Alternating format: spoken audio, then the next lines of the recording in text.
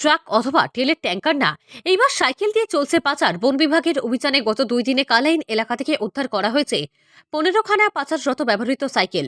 জব্দ করা হয়েছে বহু পরিমাণ উন্নত মানের দামি কাঠ। তেলের ট্যাঙ্কারে কাঠ পাচারের কাহিনী দেশজুড়ে চর্চিত হয়েছিল সাউথ ইন্ডিয়ার পুষ্পা সিনেমার মাধ্যমে। এইবার পাচারের জন্য ব্যবহার করা হচ্ছে সাইকেল।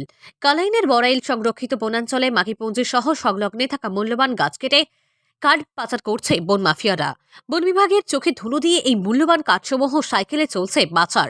গত 2 দিনে কালাইনা বন বিভাগের অভিযানে জব্দ করা হয়েছে পাচারে ব্যবহৃত 15খান সাইকেল। সঙ্গে আটক করা হয়েছে 45 টুকরো মূল্যবান কাঠ। জব্দকৃত কাঠসমূহ সেগুন, শাল, সন্ধি, গামারি সহ বিভিন্ন উন্নত মানের গাছের কাঠ।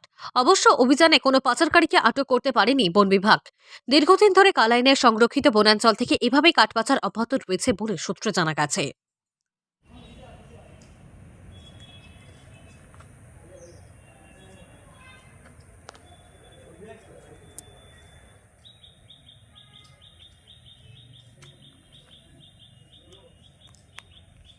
গতকালকে রাত্রে সন্ধ্যা 7 ঘটিকার সময় অনুমানিক আমার ইনচার্জ বাদশাহ আলী এবং আমরা ডিগরখালর স্টাফ টহলদারি দেওয়ার সময় রিজার্ভ থেকে 6-7 জন সাইকেল লইয়া লাকড়ি লইয়া যাওয়ার সময় আমরা বাগানের ভিতরে ধরছি।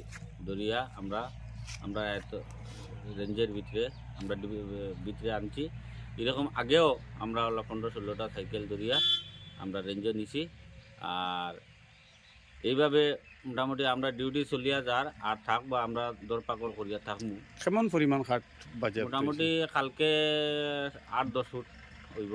এর আগে সাইকেলও 5-7 হইব। এর আগে আরো 15-20 ফুট হইব। সাইকেল 15-16টা ধরা গেছে। আমরা স্টাফে ওরকম সবসময় ডিউটি করি থাকি। যে সময় যে জায়গা খবর পাই রাত্রে দিনে আমরা সবসময় ডিউটি করি। মানে রিজার্ভ ফরেস্টটা কি সাইকেলে করিয়া তারা কাঠ পাচার করে? সাইকেলে করি আমরা রাত্রের অন্ধকারে প্রায় সময় ওরকম, মানে আমরা প্রায় সময় যাই, খবর পাইয়াও যাই, এমনিও ডিউটি করি। গিয়া যে সময় পাইলাম ধরলাম, ধরিয়ে আমরা রেঞ্জের ভিতরে নিলাম। এই বিটর নাম কিনা? এই বিটের নাম গুমরা বিট।